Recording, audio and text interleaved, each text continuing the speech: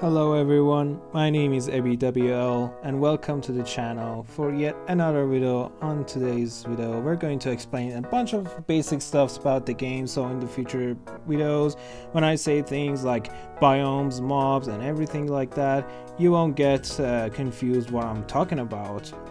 Especially some of the basic stuffs that you might not know about. And I'm going to upload another video and it's going to be explaining every single block, so make sure to tune into the channel, make sure to subscribe and enjoy this video. So the first thing is the biomes. Oh hey piggy.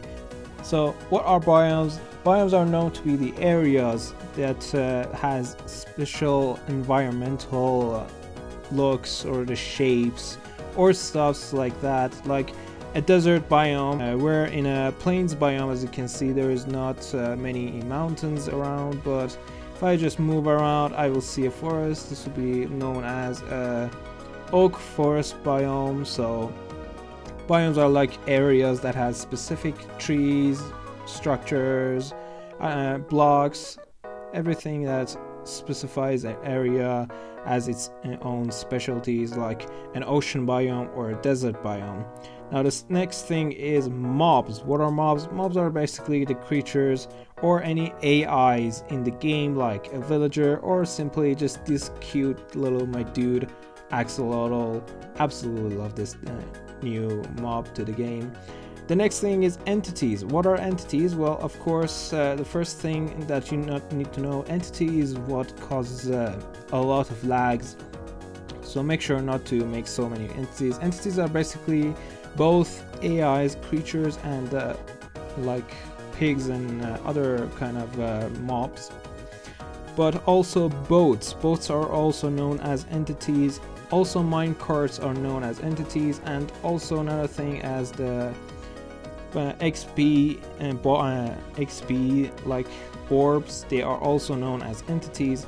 So when you want to say there are a lot of entities in an area, it will start your world to lag. The next thing is the game dimensions. Currently there are 3 dimensions in the game, as I'm going to explain right now. So first off, we're going to hear the overworld. Simply, the world that you spawn in is called the overworld, the first dimension that you're going to be inside. The second dimension is the nether. So the nether is accessible through a portal shaped like this. If you're wondering what block this is, simply it's obsidian. If you go to your creative menu, you will find it right here as it says obsidian. It's a kind of a purple blackish block. So when you put it in this form, a 2x3, and then use a flint and steel, it will make the portal into the nether. Now if I go through this, I will obviously go to the nether, but the thing that I want to say is that of course this has a minimum and the maximum. The minimum is of course this 2x3, but the maximum can be 21 wide by a 21 in height. So let's quickly go to the nether so you can see what it looks like. As you can see, oh wow, I spawned in a fortress, which we will get to later. So this is basically, this is not a really good place to demonstrate. I should have probably, oh there we go. So this is the nether, and it's basically hell, as it is called nether also. So but yeah, this is basically the nether. I'm struggling to find my own portal. Where did I put my portal? Oh god. Right here. Okay. Oh man. Back to the overworld. So yeah, of course in survival mode you can make this. You can mine the obsidian with a diamond pickaxe. You go to your menu, you will see what the levels there are. With a diamond and netherite you can pick up obsidian. And what is an obsidian, you may ask?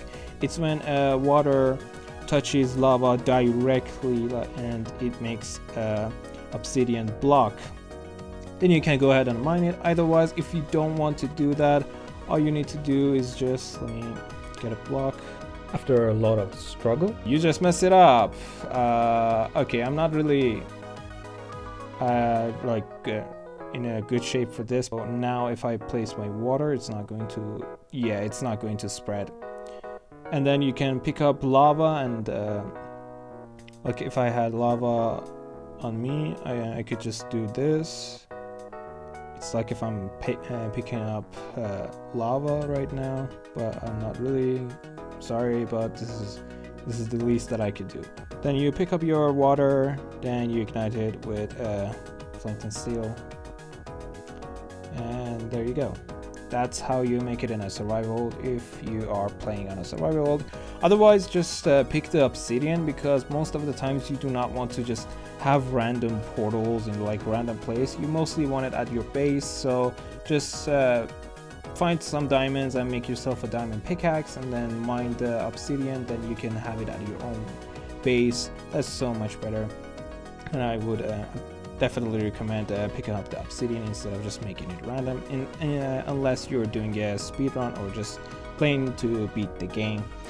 But the last dimension is the end.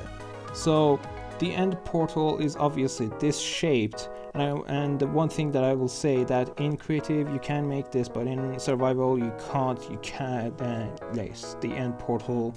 You cannot craft this, but there is a structure that you can find this building in.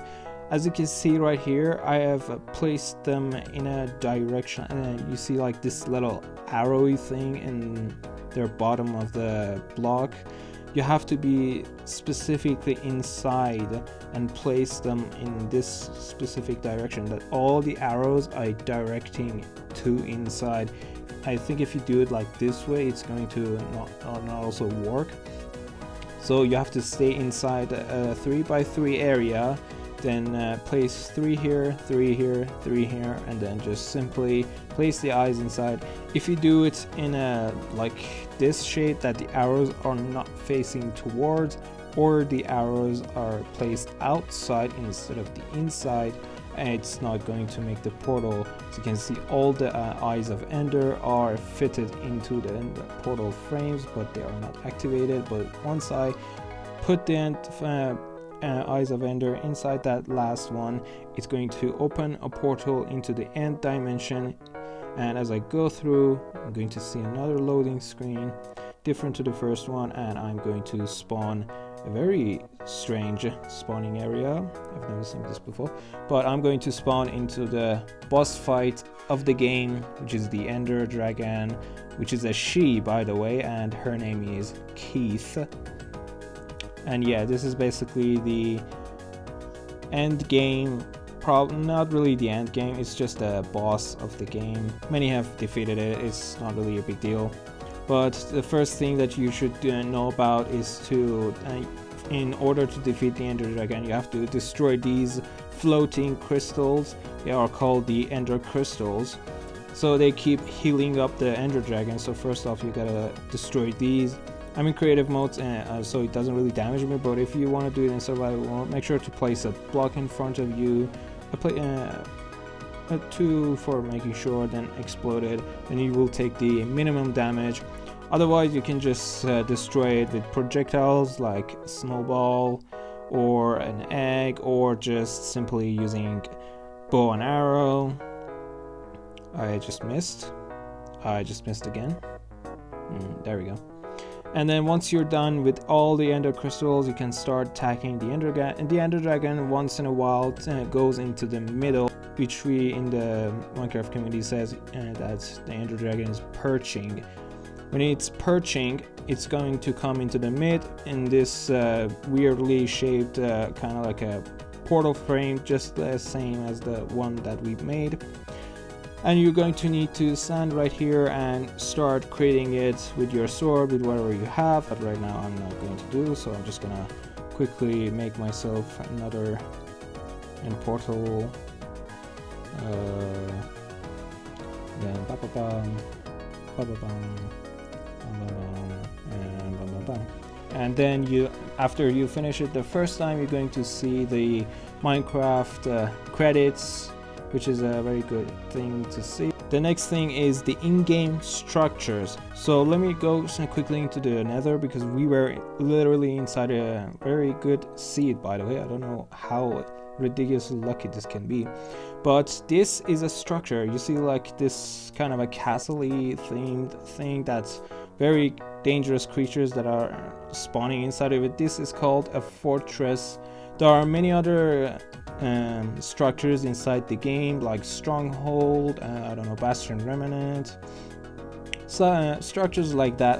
There are a lot of that I don't really have a mind to say all of them, but as you come across them you will see them, and you can just look them up in the internet. Their name will come up, but the most important ones are probably going to be the fortress, the stronghold, the entity.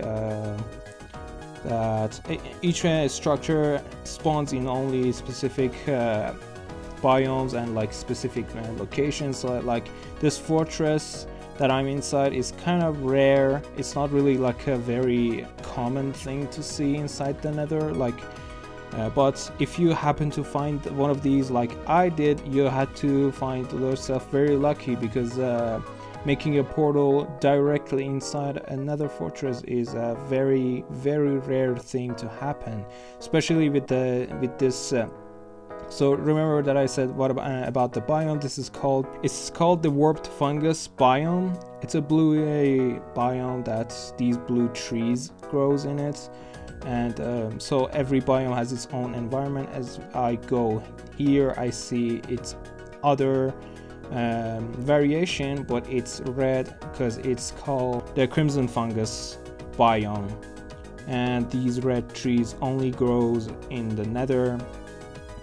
So yeah, every biome has its own special environmental things in it and structures. And for the extra, I just wanted to show you something that you may find useful in your future gameplays. If I place a slab, this is also known as a difference between Bedrock and Java. Again, in Java you can completely fit through this and just move through this, but because your head doesn't really hit the slab, so you're kind of short. But in Bedrock you're not short, so be proud that you're a taller player in Bedrock.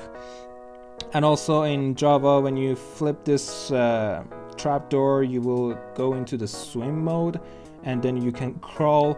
However, in Bedrock we do it in another way.